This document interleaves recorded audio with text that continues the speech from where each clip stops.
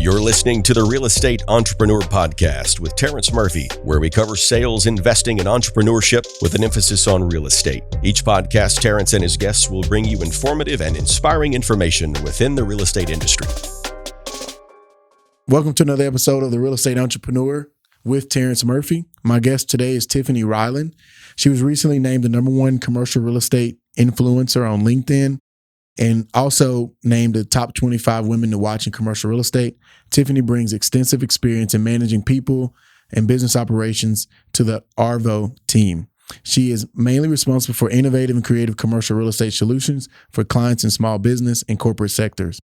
Her vast background, including vendor management, experience with CBRE, being mentored by one of the managing directors at Oppenheimer Holdings, an international trade analyst, enhances her attention to detail and critical thinking. Tiffany uses her advanced problem-solving abilities to streamline processes, thereby being more efficient and positively impacting the bottom line for her clients. Welcome her to the show today. So this one's short and quick. It says, your growth scares people who aren't ready to change. And so, man, like as we're growing, motivated, getting after it, just know that there's going to be people in your life you're going to probably have to either let go of or just go on your journey. Hopefully they catch up. But yeah, I want to welcome Tiffany to the show today. She's in Houston, killing it in commercial real estate. But welcome to the show. Thanks for being on here with me. Thank you so much, Terrence. As Terrence said, my name is Tiffany Ryland. I am headquartered here in Houston, Texas, but we have nationwide capabilities. We have affiliate offices across the country, and we have been in business for over 38 years. Second generation business owner. My father and my mother started this company with a Rolodex at our kitchen table in the house. And so now I'm just trying to pick all the little nuggets I can from my father and learn as much as I can while he is not in retirement. I love it. Well, go ahead and lead us into that. So tell us your story in a couple minutes. And then how did you get to become a real estate entrepreneur, obviously a commercial broker, commercial agent? Just kind of tell me your story, how you got to this point, because we all got a story on how we got led into real estate. Absolutely. So I have to admit, when I first got into real estate, or before that, I knew I didn't want to do real estate. Growing up in the industry, I watched my parents work and I didn't think it was fun. We used to be in the car for hours showing people all these homes because it started out as residential. And I'm like, I don't care if the paint is pink or blue. Like, I don't care if there's a big archway or windows, so I wasn't really into real estate. So I knew immediately when I graduated from high school, I don't know what I'm going to do, but I know what I'm not going to do. So I went to school. I got a degree in international business and marketing because I knew I wanted to travel. And I decided, I said, I like Atlanta. I'm going to stay here. I ended up getting blindly recruited after working for retail. Again, I said, retail is definitely not it. I got blindly recruited as an international trade analyst for Georgia Pacific. And so I worked there for a couple of years as an international trade analyst. I learned a lot of stuff that to this day comes in handy. And then I left there. I was on an elevator with a gentleman and he was amazing. And he was living in this beautiful high-rise condo and I'm not shy at all. So I said, hey, I love this condo. What do you do? How do you afford to live here? And he laughed and he thought it was a great question. He said, schedule some time. He says, find me on LinkedIn, schedule some time. I want to talk to you. And I don't think he thought I was going to actually do it. And so I found him on LinkedIn. I scheduled some time and I went in, and upon me introducing myself and getting more knowledge about what he did and who he was, he said, listen, I want to hire you. So that's how I ended up in finance at Oppenheimer Holdings. From there, I ended up getting recruited again to CBRE, which was 100% full-time remote, which it didn't hit me that it was a commercial firm. It was just like 100% from home. Count me in. I'm there. Mm-hmm. And what year was that? That was in 2016. Okay. 2016, I got recruited to CBRE. Mm-hmm. And my mom ended up getting really sick. And so I ended up having to come home, and I thought, okay, I'll come home for a couple of weeks. It's fine because I already work remote.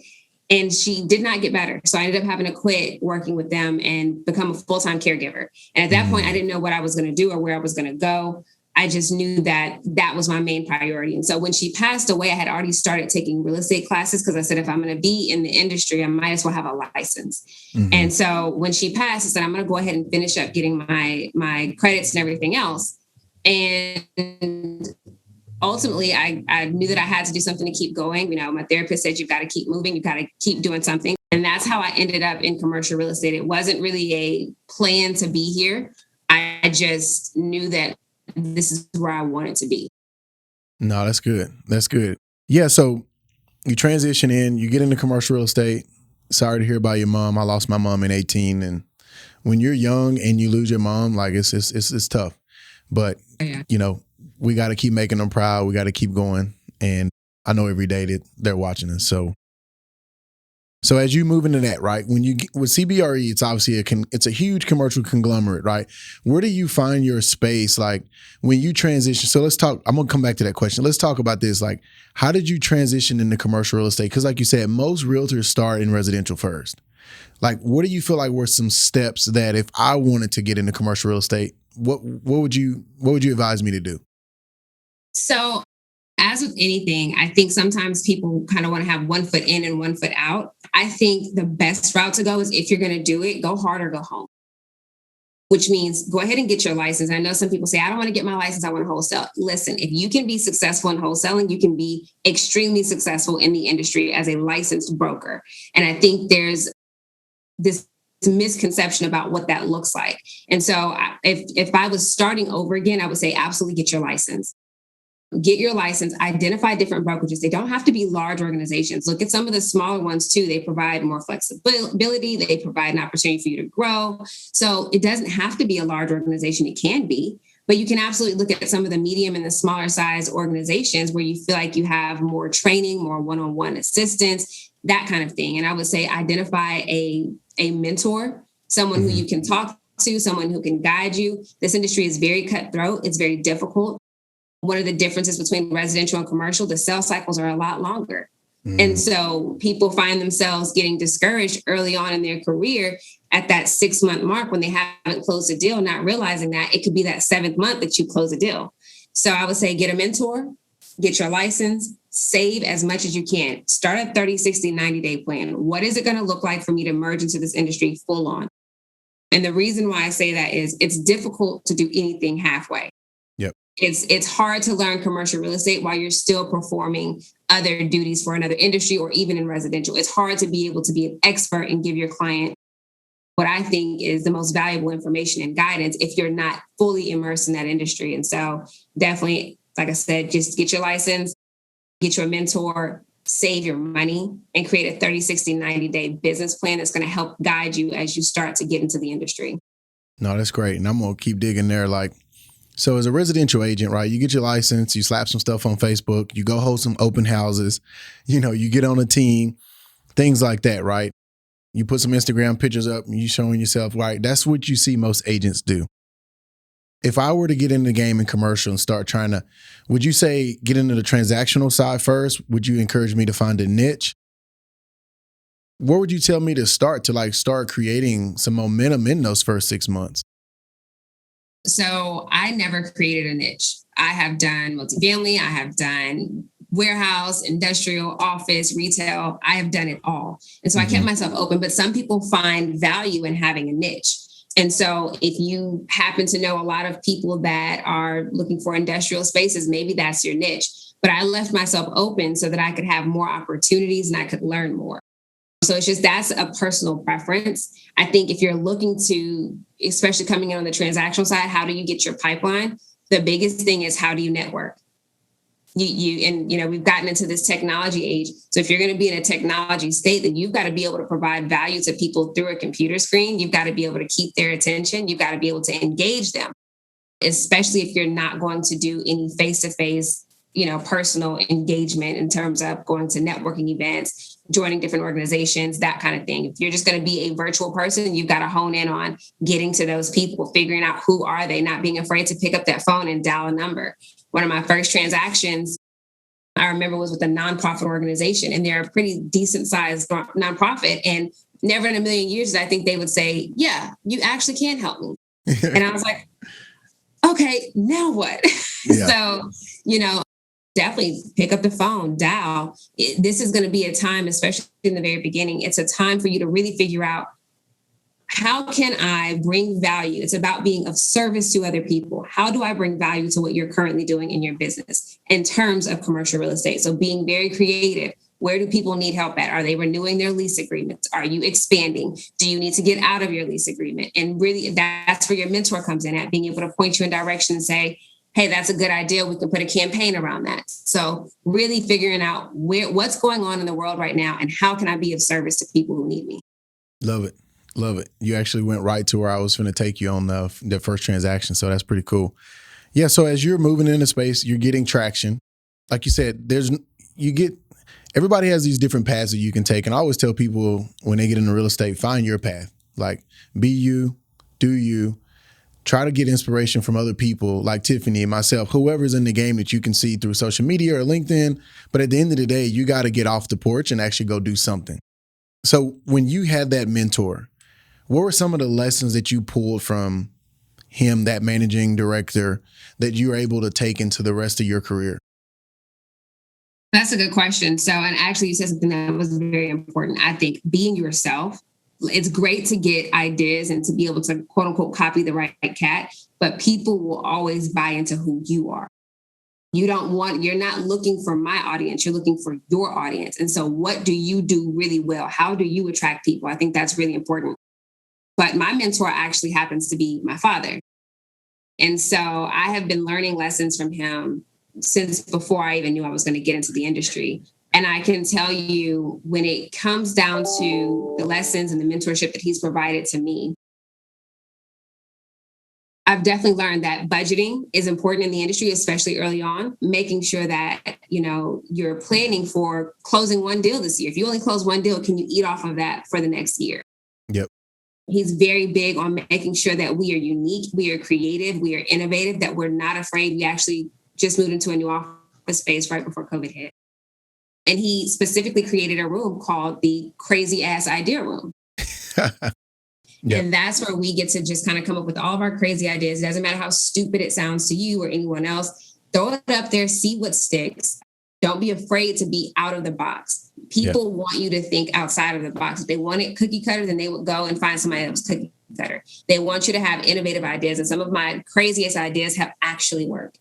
Some of the things that I'm like, yeah, it sounds crazy, but let's see if it works. And it works out, and it works out better than what I anticipated. Yeah, love it. Well, you were recently named the #1 commercial real estate LinkedIn influencer. How did that come about? Like, is that something you applied for? Is it something that just happened? And what does that mean to you by winning that award or getting that recognition? The #1 influencer award. So I got a request a couple of months ago where somebody said, hey, listen, we're doing these awards. We're compiling some of the top people or influencers on LinkedIn. We want you to apply for it.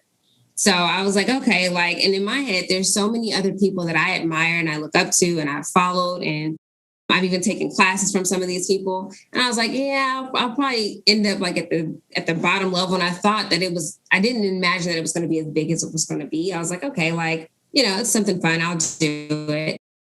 And it ended up, I applied and I ended up coming in #1. And there was about 101 people on the list. And I think that's just the list that they made. I think there were more people that applied for it. And to see some of the names on there, I was like, seriously? We're #1. This person is amazing. I follow this person. I admire this person. And I will tell you, we just ramped up on LinkedIn. I knew that we were going to have to go digital when COVID hit. And we just started pumping out content that I thought was going to be super valuable. Love it. So one of the big things now is Clubhouse, obviously. And everybody's talking about TikTok. Everybody's talking about Instagram. Everybody's talking about Facebook. And I'm one of the only people on there talking about LinkedIn. And so let's dive into that, because I think people overlook LinkedIn. And I love it because it's everybody that I'm talking to are C-level type executives, most of them. And one thing I learned about LinkedIn years ago, they don't play around on LinkedIn. Don't get on there talking about politics and all that stuff. They want to know it's about business. So, yeah. So what are some of the things that you're doing on LinkedIn? I love going across the platforms. I think it's great to have a presence.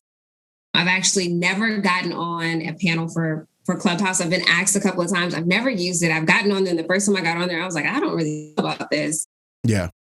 But think it's great to have a platform on each of those networks. But to your point, LinkedIn is a great way to connect with C-level professionals. And I think it's vitally important because you're dealing with business-minded people. Yep. Instagram, Facebook, TikTok, they have a different audience. I have a TikTok, I have an Instagram, I have a Facebook. I will tell you the bulk of my business does come from Instagram referrals and Facebook referrals. But some of my corporate connections that we've made to start working on some of the larger transactions and deals have come from LinkedIn. And that's because, again, to your point, that's where your C-level executives are looking. They're looking to see who's active, who's involved. And one of the things that I will say is if you are not present online, you almost do not exist. Yep. And so LinkedIn, I think, is a huge platform. There's a lot of opportunity there. Especially if you're in commercial real estate, you really need to figure out how do you start connecting with those business owners, being able to reach out, create content that's going to appeal to the C-level executives, because it's a different type of content than what you're going to post on TikTok. TikTok doesn't want to see your 1-minute video on how to do a lease agreement. TikTok wants to see you do something silly. So, and you can mix it on TikTok, but it's a little bit of a different of an audience. So I think LinkedIn is awesome. If you're not on LinkedIn, I think you should absolutely get on it, utilize it. I've made a lot of amazing connections and some good things are happening as a result of LinkedIn. Yeah, I love it. Yeah, LinkedIn is what it is. So where's your focus right now with you and your dad? It's obviously family-owned brokerage, correct? Which I'm proud of you guys. You remind me a lot of my oldest daughter, Taryn. So she's 10, about to be 11. And then Tatiana is actually 7. So I'm grooming them to be real estate entrepreneurs and real estate professionals. So one day I'm going to try to get y'all together for lunch. But yeah, so what do you feel like y'all's focus is right now? What's the initiative? We are growing. We are expanding. I was just telling Ed, my father, I call him Ed and Dad. It's weird to say one or the other, but we're growing. We're expanding and we are getting business. We're getting a lot of business. And so now we're saying, okay, this is a great time to get more people engaged, to get more people who are interested in commercial, who have experience in commercial, who might be teetering half in and half out. And they're like, I've done commercial, but I just don't know. So we're looking to grow, to expand, and really just, again, continue to serve our community while also growing our corporate accounts, our government accounts, and everything else. So we are in the phase of expansion right now. Yeah, I love it. So if there was one lesson that you could look back and give yourself or tell yourself before you got into commercial real estate, what would that one thing be that you wish you knew before you got into commercial real estate? Commercial real estate will make you honest. That is something that my father always says. And what it means is if you're not busting your butt, you're not going to see results. And I think if I would have been working just as hard as I'm working now, 2 years ago, I would have seen success maybe a year earlier, or the level of success that we're seeing now, maybe a year earlier. And while I've always been one to get up and do work, the intensity of work that I'm doing now, I'm showing up every single day and giving 150% to 200% of everything that I have every single day because I'm seeing the results. I'm seeing the shift, the change, not only in our company, but in myself and the people around us. And so if I could give myself a piece of advice, it would say, show up every single day, show up when you're tired, show up when you're angry, show up when you're depressed, show up every single day. And even if today wasn't as good as yesterday, as long as you were present and you were giving every single thing that you got, you will see the results. That's lovely. I love it. So where do you see the opportunity as this, rising star in commercial real estate? That's been the cool thing about the movement of 2020. Like we're starting to connect, our culture is really moving and making some big waves in real estate. And it's been happening, but I guess now people are starting to take notice, right? And so where do you see opportunity in the next 12 to 24 months in the real estate space in general? Like where do you see opportunity?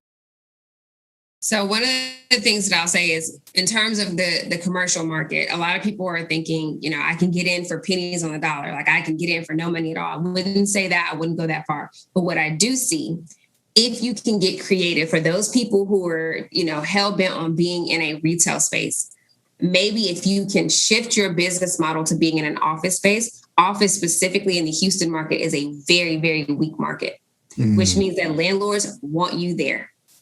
So you can get some really creative rates, some amazing terms and conditions for your lease agreement. And if you lock in a low rate, it creates a brick and mortar space for you and your business to be there. And so I'm telling people to rethink about your model. So I know I had a young lady who was doing hair, and she was like, hey, I don't mind being in an office space if I can get a good rate. So I would say this is a good time when I see the opportunity. I see the opportunity being in the office market. If you can afford to be in there, if your business is doing well, then get in an office space and negotiate a low rate with amazing terms and conditions. I would say opportunity, and it's hard with the warehouses and industrial because people are now going more into distribution. So the distribution centers and the warehouses, they're being snatched up left and right. And if you see one and it's a good deal, jump on it. Don't wait. And I definitely say have your team together, have your financials ready, have your business plan ready to go, because if you can't move, somebody else will.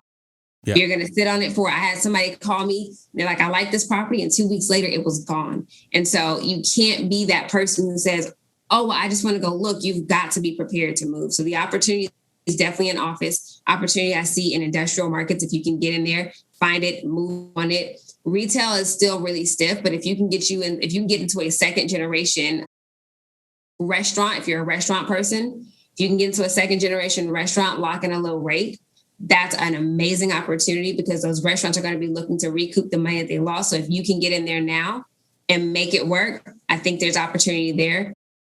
And quite honestly, I think there's opportunity wherever you go. You just got to be able to have the right people negotiating on your behalf. And you've got to be ready to move. You can't be one of those people who comes in and says, oh, okay, now that we have their initial offer, let me go back and talk to my team. Have your team conversations on the front end, because if you're ready to move, you take advantage of all the opportunities that are there. If there's any cause for pause, the landlord will start to get stiffer on their negotiations. Man, that's great wisdom. So you just made me think about a deal. I was working on a deal. It was a Tesla building. And, Tesla usually buys old buildings, old car dealerships, whatever, remodel them.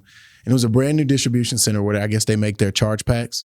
Mm-hmm. And I got my hands on it and I was beating my feet on the LOI and somebody came in 1031 and took it. And it's like, that was a good lesson. It's like, when you get deals like that, and then I didn't realize how rare it was until now. That was like 4 years ago. I've never seen a new building with Tesla's logo on it again.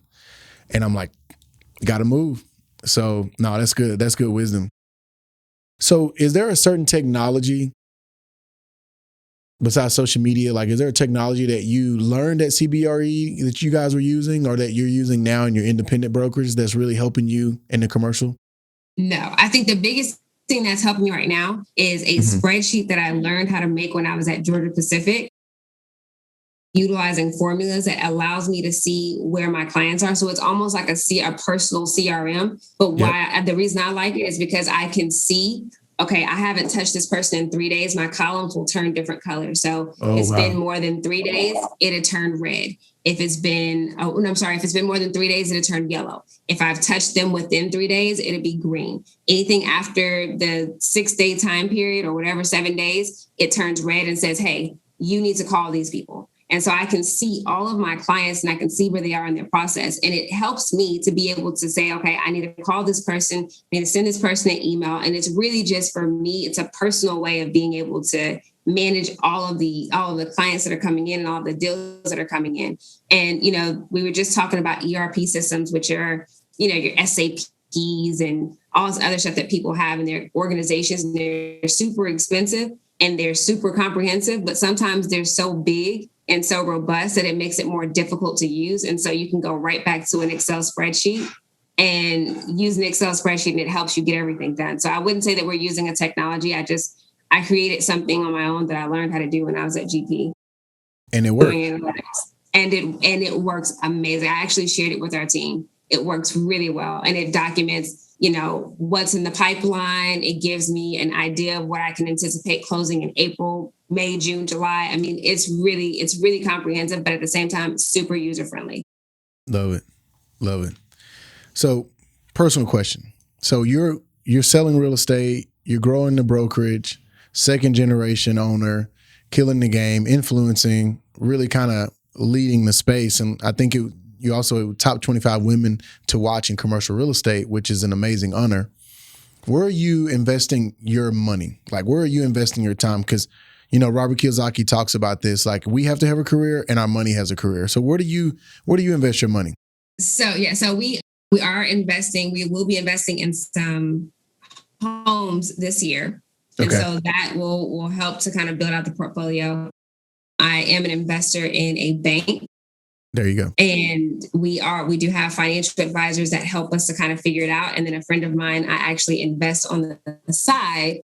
She kind of says, hey, these are some good stocks to look at. And I'm like, okay, well, if you think it's a good idea, I'll trust you. So I have a little bit of play money there. And then we have a financial advisor. And then we also have, like I said, we're going to be looking to buy some homes, and we are investors in banks or a bank. Love it. Yeah, you're diversifying yourself. Yeah, and that's perfect. So doing some real estate, doing some stocks, doing some banking, but also just growing your personal brand. I know that's been a focus for you too. Oh, yeah. So absolutely. Yeah. Let's dive into this. So as you grow and as you expand, what is your vision for your personal career? Are you wanting to stay in Houston, or are you wanting to expand throughout Texas? Like, give me big goals, the big why. So no, I don't want to just stay in Houston. My dad would probably flip over if he heard me. He's like, listen, I'm looking to retire. I'm like, yeah. In like 50 years, we'll talk about it. But I want to continue to expand across the country. One of the things that's really unique about our organization is we are big in diversity, and not just diversity in ethnicity, but diversity in age, diversity in gender, diversity in, religious beliefs, everything. And one of the things that I noticed when I worked at a different firm is that diversity is not always talked about, and it's not always welcomed at a level where people feel comfortable with coming to you with different ideas and different concepts and different things like that. And so I would love to be able to have ARVO headquarters. Well, our headquarters will always be in Houston, but have different ARVO offices. We have one in New York currently. I would like to get one in Atlanta by the end of this year, and a couple more across the country, where we can start to really allow people who have that kind of creative, innovative background. They're not cookie cutter. They think outside of the box, and they have an opportunity to work for a firm that supports that kind of thinking or supports that kind of ideas. Not to say that these other organizations don't, but just from my personal experience, I can tell you, I did not get the same feeling that I could be as creative and innovative and forthcoming as I am in the company and organization that I am in now. And so I can imagine that there's others that probably feel the same way. And I've actually had a couple of them reach out from different large organizations and say, hey, listen, we don't have the mentorship. We don't have the guidance. No one looks like me. No one, and not just from a African-American standpoint, but, there's not many women who are doing what I'm doing, or there's not many people who are Asian that are doing. So just really wanting to have a firm that really, really pushes the importance of diversity and inclusion and has offices across the country. That is my big dream. I want to be a large CBRE, but for that kind of creative, innovative, diverse thinking. I love it. That's an amazing vision, because it's funny. One of the things that me and my wife talked about when we started our companies is we were both in our 20s, both came from single mom homes.